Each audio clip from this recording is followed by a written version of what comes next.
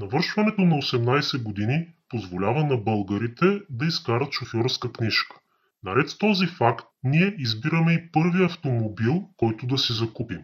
Често обаче не става дума за нов автомобил, а за втора ръка. Покупката на един автомобил втора употреба носи своите рискове, с които ние много добре сме запознати. Но на пазара има решение, което да ни подпомогне да направим по-добър избор. Това решение не е особено известно и разпространено в България, но вече може да бъде факт. Става дума за това да проверим ВИН номера на автомобила и благодарение на тази справка да разберем повече за самото състояние на превозното средство, което ни предстои да закупим. Именно сега ще разискваме и обясним какво е това ВИН номер на автомобил, къде се намира и с какво може да ни бъде полезен при избора на покупка на автомобил, като отново уточнявам, става дума за втора употреба такъв.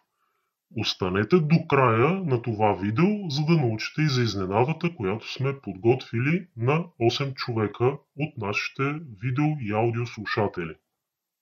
Преди да продължим с обяснението какво е ВИН номер, къде се намира и по какъв начин може да ни послужи при покупката на автомобил, нека обърнем внимание малко на статистиката. В момента пред нас има статистика, която е организирана по години по най-различни параметри за автомобилите. Тази статистика ни показва какви проблеми имат. В тази първа таблица, която сме отворили, се виждат автомобилите, които са произведени от 2001 до 2022 година и показва броя на проблемите за тези автомобили, които са посочени и са насочени по-точно към производителите. Както виждате, става дума буквално за хиляди проблеми. В някои години са доста повече от други. Но това не е единствената таблица, която искаме да ви покажем. В случая може да погледнете и за номера и количеството по-точно на проблемите, които са диагностицирани през първата година от излизане на производство на автомобила. Данните са отново за периода 2001-2022 година, където виждаме, че само в рамките на първата година има подадени по 5, 6, 7 хиляди проблема, които са диагностицирани на чисто нови автомобили. От тук насетне ние можем да се запитаме какво остава, когато ние купуваме автомобил, който е на 5, 10, 15 или повече години, каквито обикновено са възможностите и предпочитанията на българите на този етап. Ето и една бърза таблица, която е свързана с най-честите проблеми, които се срещат при автомобилите. Съответно, няма смисъл да ги уточняваме, тъй като те са групирани по различни признаци и са доста. Сега нека да преминем към това какво е ВИН номер, съответно как може да ни послужи, къде се намира и защо си заслужава да го използваме, когато избираме нов автомобил. Сега можем да преминем към обяснението какво е това ВИН номер и как може да ни послужи, когато избираме да си закупим автомобил втора ръка. ВИН номерът, това е номерът на шасито или на рамата на автомобила. Това, което е отворено в момента, е сайта vinproverka.com. В този сайт има пълна информация за ВИН номера и къде се намира. Съответно, ето тук, долната част е даден точно отговор на този въпрос. Реално, ВИН номера, това е номера на рамата на шасито на автомобила или по друг начин казано, това е егенето на автомобила. Най-честите места, на които се поставя, в зависимост от марката и модел автомобил, това са на таблото, отпред на таблото, на шофьорската врата. Този номер е записан и в талона на автомобила. Застрахователната полица обикновено също може да се намери в България, както и рядко на някои други места. Няма смисъл да четеме целият този текст, който желае може да влезне и да го прочете. Също така има подробно описание за дешифрирането на ВИН номера и коя цифра или буква от него какво значи с съответното обяснение, което може да намерите отново в сайта vinproverka.com. Защо това нещо може да ни е полезно при избора на нов автомобил. Ето в това поле, в което е записано въведи ВИН номер, може да запишете ВИН номера на автомобила, който притежавате или имате интерес да закупите и да направите проверка в какво състояние е той. За да можете да придобиете представа по какъв начин тази справка за номера на шасито на автомобила би ви била полезна, съответно ще генерираме един примерен доклад. Ето тук го има, може при кликване на бутона да го отворите и да прегледаме набързо какво съдържа този доклад и с какво може да ви бъде полезен при избора на нов автомобил. В момента очакваме да се генерира справката за автомобила, за да можем да прегледаме какви данни съдържа. Съответно, този автомобил е Volkswagen Passat с ето това номер на шаси или така наречения VIN номер, за който стана дума. Отляво виждате какви данни съдържа една подобна справка. Кратко резюме, регистрирана активност, дали откраднато или не, пробега, който е регистриран, поддръжка, повреди, цена, спецификации, снимки и списък за други проверки. Ще преминем набързо през цялото това меню, за да видим какво се съдържа в една подобна справка. Така, резюмето показва пробега, кражбата, дали всичко окей, дали автомобил е бил такси и дали има някакви происшествия. Както виждате, в триъгълниче е обозначено, че по този автомобил има налични щети. Това е нещо интересно, което може да получите единствено, ако направите подобна проверка на ВИН номера на автомобила, който вероятно искате да закупите. Тъй като едва дали това нещо ще ви бъде споделено от търговеца, който, както и да си говорим, желая да реализира добра сделка и да е на печалба. Всички ние знаем, че масово автомобилите в България обикновено са такива, които са ударени, счупени или имат дефекти. Те се внасят от чужбина, от Германия, от Австрия, Италия, Швейцария, навсякъде в цяла Европа. Най-често тези страни внасят се тук, ремонтират се. Дали се заличават щетите, колкото да се продаде автомобила, дали се прави добър ремонт, за съжаление това никой от нас не знае и разчитаме на съвестта на търговеца, който е внесъл и продава автомобила. Но с една такава справка ние лесно можем да придобием бързо представа какво е състоянието на автомобила. Да продължим. По-нататък, регистрирана активност. Това е първият голям раздел. Вижда се, че този автомобил Volkswagen Passat е произведен 2012 година, 23 март. Съответно, регистрацията от април 2012 година. Няма смисъл да преглеждаме всяка една регистрирана активност. Ще продължим надолу, за да видим колко са общо. Вижда се, че първото регистрирано обслужване е през 2013 февруари месец. Продължаваме надолу, за да стигнем до края. Има доста регистрирана активност.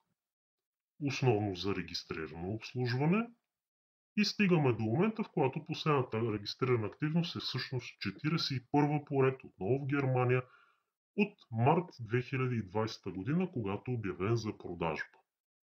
Така, продължаваме надолу, където се вижда употребата на превозното средство и ограничения в собствеността.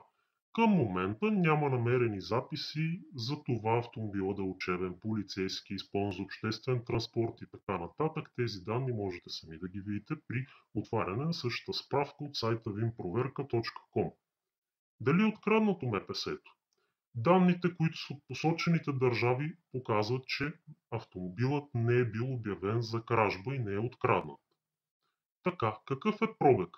Ето това е интересна таблица, особено за българите, които знаем, че често се превъртява километража и се вижда как автомобил от 2012 година от първите си 13 навъртяни километра до регистрираната последна активност март 2020 се намира на 231 400 км, които е изминал. По този начин, при такава справка, ние лесно можем да отидем в автокъщата, в която се намира автомобил, който искаме да закупим и да видим дали показва подобни параметри или по-високи. Защото ако показва по-ниски от тези, най-вероятно километража е превъртян. Подробностите за километража на автомобила по настоящем изчисление километраж може да бъде ориентировачно около 300 000 км, което говори за момента на генериране на тази справка. Също така имате данни за средния километраж на идентични автомобили Volkswagen Passat, които са около 150 000 км. Но ето тук обърнете внимание, когато генерирате подобни справки, че става дума, това е среден километраж на база почти 9500 автомобила, които са Volkswagen Passat и дизел, т.е. твърде общо. Проверка на километража, не са открити проблеми по параметрите, които са описани, съответно поддръжката. Ако въведете текущия пробег, може да отворите нова графика, която ви показва каква е поддръжката. Това е допълнителна справка, която може да направите. Повреди. Ако си спомняте, в началото видяхме, че автомобил е претърпял щети. В момента това е справката, която показва къде са нанасени щети на този автомобил, т.е. къде е удрян, дали е самокатастрофирал, дали някой друг го е предизвикал МПС с него. И виждаме кои са елементите, по които се е регистрирана щета, съответно и какъв е бил приблизителният разход по ремонта в Германия. Нямаме информация какъв е бил вида на повредата. Списък на държавите, в които сме направили проверката. Това са 31 държави с общ автопарк от над 350 милиона автомобила. Ето това е списъка, който също виждате, доста обемен. Промени по документа за собственост, свързани с щети, също се вижда в справката, като има бутонче да покажете повече информация, съответно от запис за повреди от градушка, солена вода, вандализъм, разглобяване и така нататък. Има доста справки, които отново може да видите, като виждаме, че за автомобила не са открити подобни проблеми. Цената на автомобила. Вижда се, че този автомобил е бил обявен за продажба и преди декември 2019 за сумата от 7490 евро и се стига до последния момент на регистрираната активност март 2020, която е продаден вероятно за цена около 6990 евро или поне на такава е бил публикуван за продажба. Тук можем да разгледаме и спецификациите на автомобила на английски език, т.е. можем да ги сравним с тези в талона, дали са абсолютно същите. Получаваме информация и за оборудването от първоначалната регистрация на автомобила, което е много важно, защото често сервизните книжки не вървят с автомобила втора употреба и не знаем всъщност каква спецификация на оборудване и ниво на оборудване има този автомобил. Тук можем да получим доста подробна информация, която е на английски език, но може лесно да се преведе чрез Google Translate, например. Така, освен това, ето и снимки, които са качени декември 2019. Това е автомобилът, който вероятно е бил обявен първия път за продажба още 2019 година. Снимката за 2020 не се зарежда, явно има някакъв проблем. По-надолу това е последния раздел списъка за проверка, където всъщност показва, че ето къде трябва да се намира ВИН номера на този автомобил. В долния ъгъл на предното стъкло от страната на водача и от лявата страна на отделението на двигател в левия край, където е обозначено. Също така са описани специфичните за модела минуси и проблеми, които има той, както и можете да спазите съветите и идеите, които се предлагат в момента за процедура за проверка, които са описани. В общи линии това е една доста подробна справка, която е платена, да, но според нас напълно си заслужава да дадете едни 20-30 лева за подобна проверка и подобна справка, преди да похарчите няколко хиляди лева за автомобила, който сте решили да закупите. По-добре срещу 20 лева да разберете за някакви тотални щети или проблеми с регистрацията на автомобила, дали е превъртян километража, дали този автомобил дали е бил обявен за скрап и след това е ремонтиран така, че да може да се продаде, отколкото да заплатите 4000 лева и още в рамките на първите няколко месеца да ви започнат проблемите, за които те първа предстои да давате още стотици, ако не хиляди левове. Предполагам, че всеки би се съгласил с това мнение. Каква е изненадата, която упоменахме по-рано в това видео? 8 човека от слушателите или от тези, които гледат това видео, имат възможност да спечелят напълно безплатна справка за ВИН номер, който те пожелаят. Какво е нужно, за да бъдете от късметлиите и да спечелите такава безплатна справка? В това видео в YouTube споделете в коментар ВИН номер на автомобила, който желаете да бъде проверен от нас. Печелившите ще бъдат обявени. До 10 декември може да се регистрирате, като единственото, което е необходимо, отново повтаряме, е да напишете коментар под видеото в YouTube с ВИН номера на автомобила, за който искате да получите справка. На 10 декември са последните коментари, които ще участват в разпределението на наградите. Късметлиите ще бъдат изтеглени на 11 декември, когато ще бъде качено и отделно видео в YouTube канала. Затова ви съветваме да се абонирате и да последвате канала, за да може да получите известия дали сте сред печелившите и съответно да си получите справката за ВИН номера на автомобила, която сте подали. Успех на всички!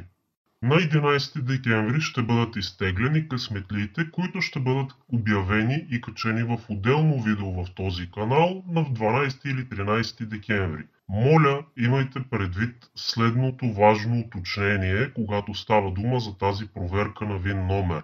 Тази проверка може да бъде направена само за автомобили след 2000-та година. Ако посочите автомобил с ВИН номер преди 2000-та година, е напълно възможно той да не бъде проверен. Системата може да не съдържа данни за тези автомобили, при което няма да получите справката.